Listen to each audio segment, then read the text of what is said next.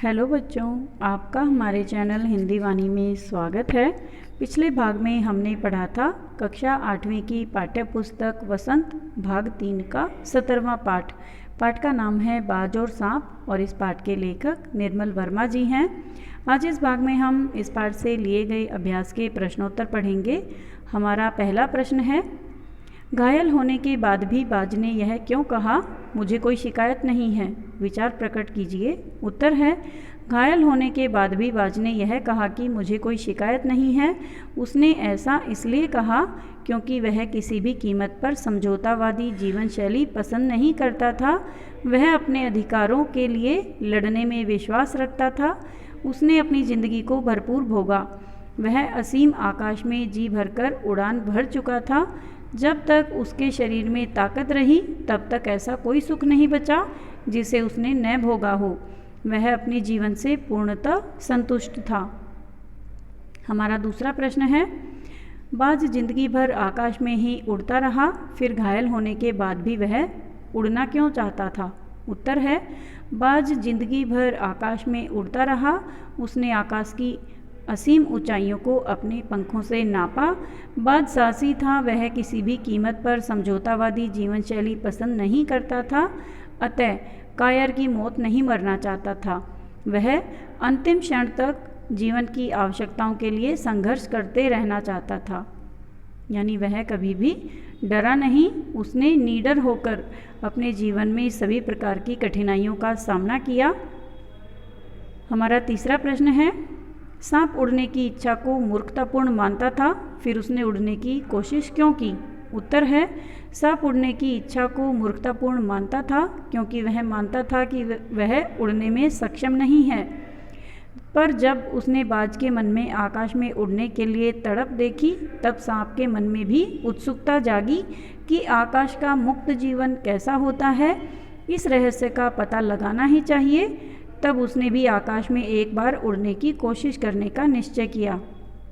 हमारा चौथा प्रश्न है, बाज के लिए लहरों ने गीत क्यों गाया था। उत्तर है, बाज की बहादुरी पर प्रसन्न होकर लहरों ने गीत गाया था। उसने अपने प्राण गंवा दिए परंतु जिंदगी के खतरे का सामना करने से पीछे नहीं हटा। प्रश्न 5, घायल बाज को देखकर सांप खुश क्यों हुआ होगा। उत्तर है, सांप का शत्रु बाज है। चूंकि वो उसका आहार होता है, घायल बाज उसे किसी प्रकार का आघात नहीं पहुंचा सकता था। इसलिए घायल बाज को देखकर सांप के लिए खुश होना स्वाभाविक है। यदि बाज घायल नहीं होता तो सांप को उससे छुप जाना पड़ता, क्योंकि जो बाज है वह केवल सांप को ही अपना शिकार बनाता है या उसको खा जाता है। इसलिए जब सांप ने देखा कि बाज पहले से ही घायल है तो वह डरा नहीं और खुश हो गया। हमारा छठा प्रश्न है, कहानी में से वे पंक्तियाँ चुनकर लिखिए जिनसे स्वतंत्रता की प्रेरणा मिलती हो। उत्तर है, कहानी की स्वतंत्रता से संबंधित पंक्तियाँ हैं। 1, जब तक शरीर में ताकत रही कोई सुख ऐसा नहीं बचा जिसे ना भोगा हो।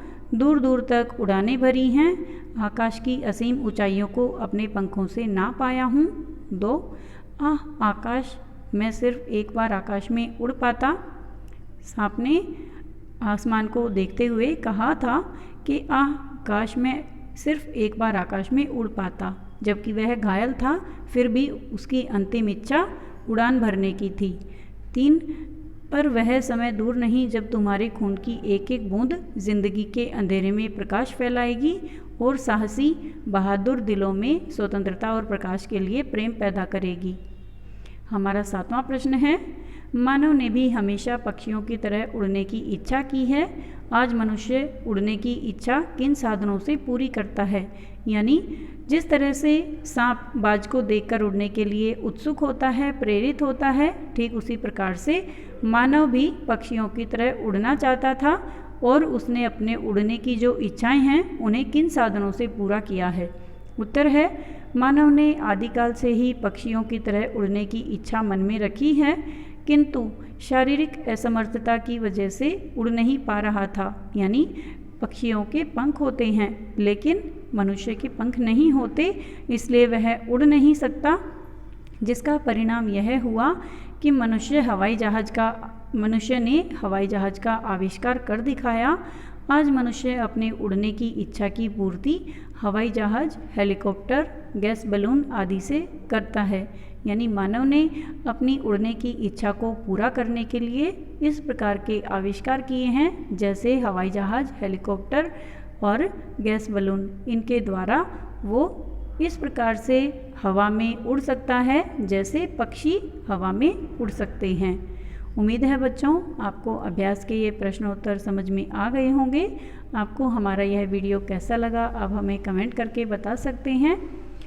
यदि कोई सुझाव है तो हमें ज़रूर बताएं। धन्यवाद।